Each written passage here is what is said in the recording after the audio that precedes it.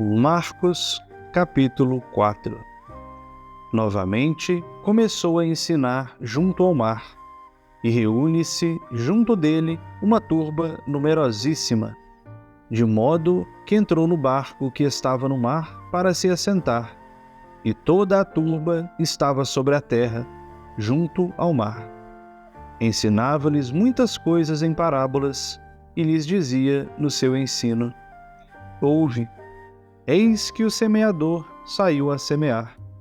E sucedeu que, ao semear uma parte, caiu à beira do caminho, e vieram as aves e a comeram. Outra parte caiu sobre solo pedregoso, onde não havia muita terra, e brotou imediatamente, por não haver profundidade de terra. E quando raiou o sol, foi crestada, e por não ter raiz, ressecou-se. Outra parte caiu nos espinheiros. Os espinheiros subiram e a sufocaram, e não deu fruto. Outra parte caiu em terra boa e dava fruto, que desponta e cresce. Um carregava 30, outro 60 e outro 100. E dizia: Quem tem ouvidos para ouvir, ouça. Quando ficou sozinho, os que estavam com ele, com os 12, perguntavam sobre as parábolas.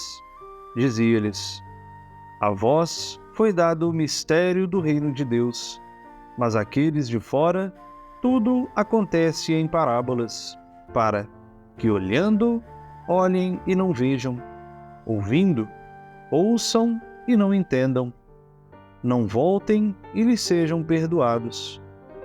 Diz-lhes: Não sabeis essa parábola? Como conhecereis todas as parábolas? O semeador semeia a palavra.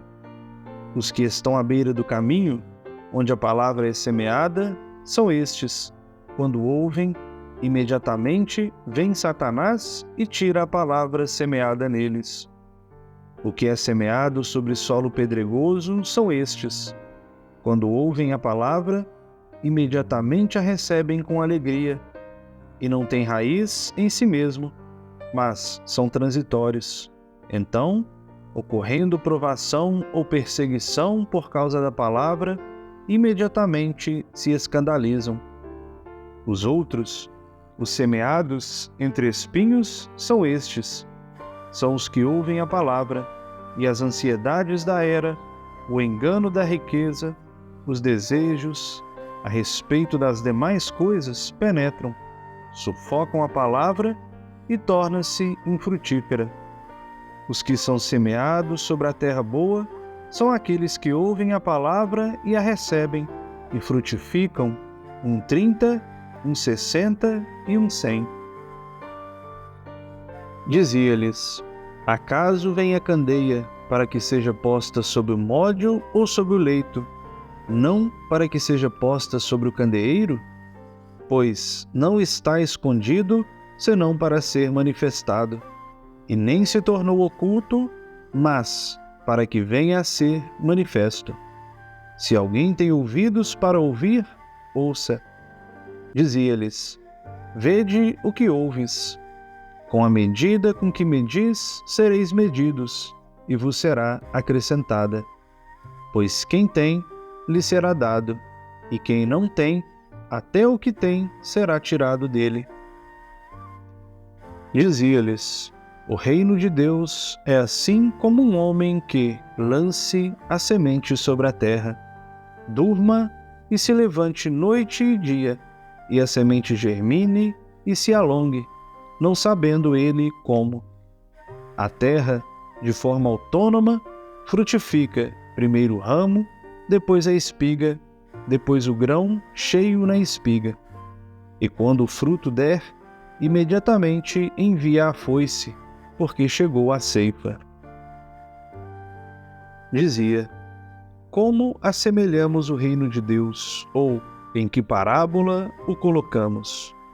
Como um grão de mostarda, que quando semeado sobre a terra é a menor de todas as sementes sobre a terra. Quando semeada, sobe e se torna a maior de todas as hortaliças. Produz ramos grandes de modo a poderem as aves do céu aninhar-se sob a sua sombra.